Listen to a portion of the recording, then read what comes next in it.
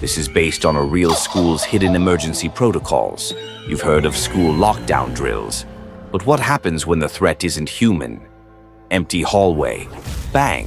Lockers dent inwards, like something huge just rammed them.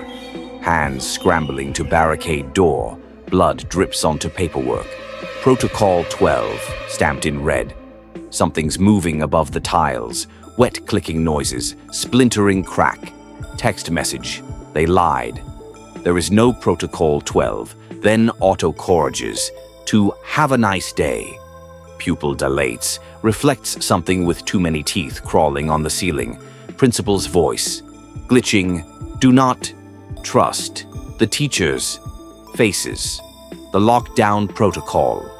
Letters melt into black ooze. Stay to see who survives.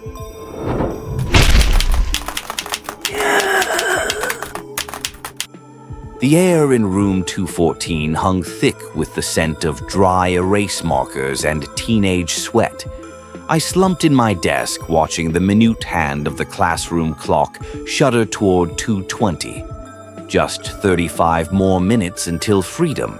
Mr. Reynolds, normally strict about staying on curriculum, had given up on teaching integrals 20 minutes ago. The Friday before spring break had drained all academic motivation from both students and teachers alike. All right, since we're clearly not getting anywhere with calculus today, Mr. Reynolds sighed, rubbing his temples. Let's do a geography quiz on Sparkle.com. Last team standing gets 5 bonus points on the next test. The class erupted in cheers. Desks scraped against linoleum as groups formed.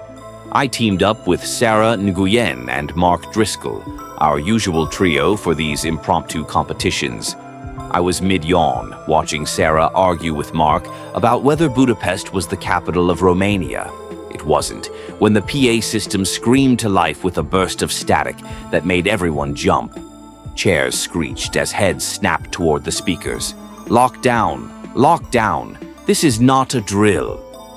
Principal Vogel's voice wasn't its usual calm baritone. It was shrill, panicked, the words tumbling over each other like he'd been running. There was a wet, rasping quality to his breathing between words that made my skin prickle. The entire class froze. A pencil rolled off someone's desk and hit the floor with a sharp clatter that sounded impossibly loud in the sudden silence. Mr. Reynolds moved faster than I'd ever seen a teacher move. One second he was leaning against his desk, the next he was lunging for the door with surprising agility for a man in his 50s. The heavy classroom door slammed shut with enough force to rattle the windows, the lock clicking with finality. "Lights, now!" he barked at no one in particular as he dragged a bookshelf in front of the door. The wooden shelves groaned in protest, textbooks tumbling to the floor in muted thuds. The room plunged into near darkness as someone, maybe Liz Cho, hit the light switch. Thin blades of sunlight cut through the blinds, painting stripes across 20 terrified faces. I could see Sarah's hands shaking where they gripped the edge of her desk, her knuckles white. Back corner. "Everyone move." Mr. Reynolds' voice was a harsh whisper as he herded us toward the rear of the classroom. Quickly and quietly. We scrambled over each other, backpacks abandoned, chairs screeching against linoleum. I ended up wedged between Sarah and Mark, their rapid breathing loud in my ears.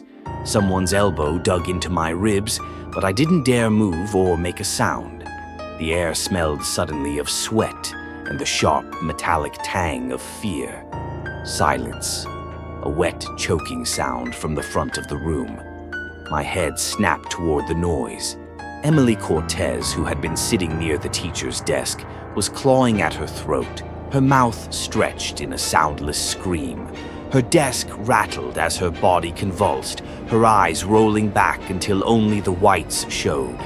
A gurgling noise bubbled from her lips, thick and viscous, as she collapsed face first onto her open textbook with a sickening crack. Liz Cho let out a whimper that was quickly cut off as Mr. Reynolds pressed a finger to his lips so hard it went white, his face bone pale in the dim light. His other hand hovered near Emily's shoulder but didn't touch her. The PA system fizzed again, the static making my teeth ache. When Principal Vogel's voice came through, it was distorted, like he was speaking through water. Code Black, all faculty, initiate protocol 12 double quote. Mr. Reynolds went rigid. His breath hitched, the first time I'd ever seen genuine fear on my usually unflappable calculus teacher's face. His lips moved silently, forming words I couldn't decipher. Then the banging started, not on the door, on the ceiling. Something heavy moved between the tiles, each thud sending fine plumes of dust raining down on us. The sound was methodical, purposeful, not the random scuttling of squirrels or raccoons that sometimes got into the school's attic space. This was something bigger, something that knew exactly where we were. The first rule of Protocol 12. The air in the classroom had become thick and cloying, smelling now of sweat, fear, and something else, something coppery and sharp that made my stomach twist. No one spoke. No one even dared to breathe too loud. The banging moved deliberately across the ceiling, following some unseen path toward the back of the room where we huddled. It stopped directly above the supply closet.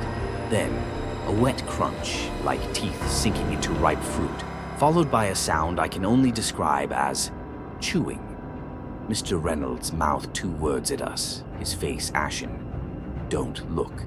But Jake Ramirez, always the curious one, always the one who couldn't follow simple instructions, did. I'll never forget the sound. He made a strangled animal noise that was equal parts scream and sob before his body jerked upward violently, his arms flailing wildly as something invisible yanked him into the ceiling. His sneakers scraped against the tile once, twice, kicking desperately at empty air. Then silence. Blood dripped through the ceiling cracks, fat red drops splattering onto Jake's abandoned backpack below.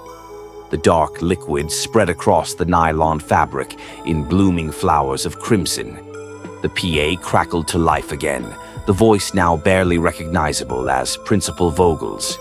Protocol 12 update. Do not acknowledge the infected. Emily's body twitched on the floor near the teacher's desk. Her head turned toward us with a sickening pop of vertebrae. Her eyes were gone. Where there should have been pupils and irises were just empty sockets, dark and glistening.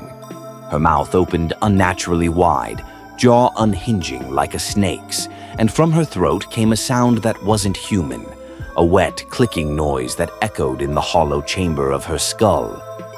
Mr. Reynolds pressed us further into the corner, his body forming a physical barrier between us and whatever Emily had become.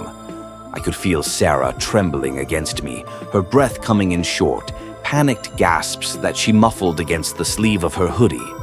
The banging in the ceiling started again, moving now toward the front of the room. Dust and bits of acoustic tile rained down as whatever was up there moved with purpose, following some unseen path only it knew. Then silence. Complete, utter silence. The kind of silence that presses against your eardrums until they ache. It lasted exactly 37 seconds. I counted. Then the screaming started in the hallway. The screaming in the hallway cut off abruptly. The silence that followed was worse. Mr. Reynolds motioned for us to stay put as he crept toward Jake's abandoned backpack. Blood dripped steadily from the ceiling, forming a dark puddle on the linoleum. I watched, paralyzed, as my teacher reached into the fire hose box mounted near the door. His hand emerged, clutching Jake's phone. The screen cracked but still glowing. The video was already playing. Darkness at first, then the shaky beam of a flashlight. Jake's face appeared, streaked with tears and something darker, maybe blood. His lips moved soundlessly. It's in the vents. The camera jerked upward. For one horrifying second, the lens captured something moving in the ductwork, something pale and segmented, glistening with moisture. Then static. The final frame showed deep gouges in the metal vent cover. A single word had been clawed into the surface. Hungry. Mr. Reynolds dropped the phone like it had burned him. It clattered to the floor, the screen going dark. From the hallway came a new sound, the squeak of sneakers on linoleum. Slow, deliberate, coming closer. When the pounding started on our classroom door, Sarah dug her nails into my arm hard enough to draw blood. "Police! Open up!" Mr. Reynolds hesitated, his eyes darting between us and the door. The knocking became more insistent. "Please," whispered Mark, "please let them in." The bookshelf scraped against the floor as Mr. Reynolds dragged it aside. The door flew open, revealing two officers in full SWAT gear. Their flashlights cut through the gloom like sabers. "Single file. Move!" The hallway was a war zone. Lockers dented as if hit by a truck.